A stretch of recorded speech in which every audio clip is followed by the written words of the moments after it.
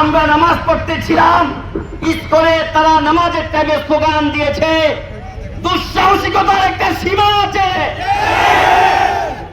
ভারতীয় র এবং ইসরায়েলের মুসা তাদেরকে নামিয়েছে। আমরা দেশের শান্তি শৃঙ্খলা রক্ষার স্বার্থে হেফাজতে ইসলাম বাংলাদেশ থেকে আমাদের দাবি স্পষ্ট। 1 নম্বর দাবি, ইসকনকে অনতি বিলম্বে নিষিদ্ধ করতে হবে।